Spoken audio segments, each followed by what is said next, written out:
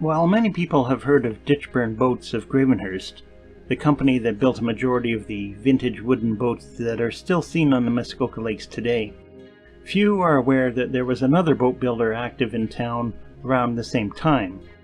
This was the Borneman Boatworks, a small shop that was in operation from 1908 to 1924. It was located here on the shores of Gull Lake, on the site of what is now Gull Lake Rotary Park. Officially known as J.W. Borneman and Company, the boatworks was founded by two brothers, Julius and Herman Borneman. The sons of German immigrants, they were born and raised here, with Julius being the older by almost 3 years. About 1901 or 2, while they were still in their teens, the brothers started working at Ditchburn's. This would have been around the same time that Ditchburn's opened its new, larger factory near the Muskoka Wharf. The Bornemans stayed there, learning the boat building trade, for about 6 years. Then they decided to leave and start their own business, choosing a location on the opposite side of town. The brothers built themselves a boathouse on Gull Lake, right at the foot of Brock Street. Standing on this spot 110 years ago, we would have been looking right at their boathouse, with two others just beyond it, one belonging to the Mickle family. Like a lot of early boat builders, the Bornemans planned to both build and rent boats, a natural combination. The upper floor was used as the workshop, while the finished boats, ready for hire, were kept down below. In this picture, probably taken a few years after the shop opened, we can see a sailboat and a line of canoes tied up in front. There are even a few motorboats on the right side, possibly for hire or nearly finished and awaiting delivery. In this distant shot, we can see the Borneman boathouse on the far left, at the end of Brock Street, which was just a dirt road. Taken from the water tower that once stood at the corner of Brock and First Streets, this photo, which probably dates to about 1910, offers a good view of the lakeside area. To the right of the boathouse is the building that housed the town's electricity power plant. In this similar photo, taken about 10 years later, we can see the new train station, which opened in 1919. By this time, the former power plant was also being used by the Bornemans. Boating was very popular in the late 19th and early 20th centuries, and boat liveries were commonly found on the waterfront of most cities and towns. They gave people who didn't own boats a chance to get out on the water for recreation and exercise. Exercise because these were small, unpowered craft, mostly rowboats, canoes, and sailing dinghies. This photograph, taken at the Gull Lake Regatta in June of 1908, shows a good turnout of boats and spectators, with the new Borneman boathouse on the right. At this time, small boats with gasoline engines were just becoming practical. While the Bornemans probably focused on making unpowered boats during their first year of operation, mainly for their own business, it wasn't long before they began producing motorized launches as well. The Bornemans had another ready customer when they opened their shop. This was Otto Roll, a cousin of their mother. Roll owned property on Sparrow Lake, where he had been hosting summer campers for several years. He also needed boats for the use of his guests, especially after he opened a large hotel in 1910. In that year, the Bornemans built a large passenger boat for Roll's hotel, which could carry over 30 people. When Roll sold the hotel in 1919, both it and the boat were renamed Torpet. Later sold to a member of the Stanton family, this boat was lengthened by 10 feet and renamed Crusader. It had a long life on Sparrow Lake, operating into the 1940s.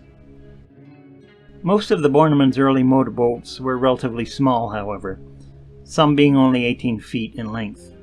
Typical of this era, most of their boats were so-called white-hull launches, long, narrow displacement boats, usually made with cypress planks and painted white. The Bornemans seem to have built quite a few by 1915, and were probably capable of producing 2 to 3 small launches a year, along with 10 to 20 unpowered boats. The majority of their boats seem to have gone to customers on Gull and Sparrow Lakes. Delivering boats to other lakes was a bit of a problem for the Bornemans, since Gull Lake lacks access to other waterways. Trucks and trailers weren't an option at the time, so boats going any significant distance had to be transported by rail. In this photo from 1909, we see one of their boats being hauled along Gravenhurst Main Street, just south of Phillip Street, presumably headed for the nearby train station. When the new station opened 10 years later, just a stone's throw from the Borneman shop, it would have made this task much easier. Looking at the boathouse again, we can see the roof and smokestack of the power plant behind it. The building's size makes it appear even closer than it is. This distant shot of the lakeshore gives a better perspective on the relative size and position of the boathouse and nearby power plant. The layout of the area can also be seen in this map from 1925, which shows the former power plant in relation to the boathouses and the lakeside pump house, which still exists today. For some reason the draftsman got the name wrong, perhaps because by this time the shop was already closed. Looking at the site today, the power plant would have stood here beside the road, occupying most of this flat area further up the hill. Built in 1902, after an earlier version burned down, it housed a steam-powered generator that supplied electricity to the town until 1907. It then served as a substation until the building was decommissioned in August of 1914. Soon after, the Bornemans leased the building and began using it as their workshop. This offered a lot more room than the boathouse, while remaining close to their original location on the lake. Despite having this larger space, however, the Bornemans reportedly never had more than a few people working for them. While the early Borneman launches were rather plain, the later ones became sportier and more elaborate, with windshields and steering wheels in the style of a runabout. Some of them also featured varnished mahogany hulls, which were the new fashion. Of the 3 surviving Borneman boats today, 2 of them are like this. These are Ruth, a 26-footer built around 1913, and Landsakes, a 29-footer built in 1919. The 3rd surviving boat is named Chief, a 24-foot white hull built in 1918. The Bornemans closed the shop in 1924. Various factors probably led to this decision. For a start, competing with Ditchburns, which had become one of the biggest and best-known recreational boat builders in the country, was clearly difficult. Also, the displacement launches that the Bornemans typically produced were going out of style, with fast, planing runabouts becoming the new trend. The extensive changes and improvements needed to keep the business current would have required a sizable investment. But by this time, Julius Borneman was already involved in a new venture that was taking much of his time and money. In early 1923, he had bought the local Ford dealership, which he continued to operate until 1937. After that, he opened a movie theater on Gravenhurst Main Street, which he and his family ran until 1954. After the shop closed, Herman Borneman went on to work for other boat builders, in particular the Dunn Boatworks in Bracebridge. During World War II, he moved to Etobicoke and worked at a boatyard on Humber Bay. The former Borneman buildings found other uses for a time, but they were torn down well before the war.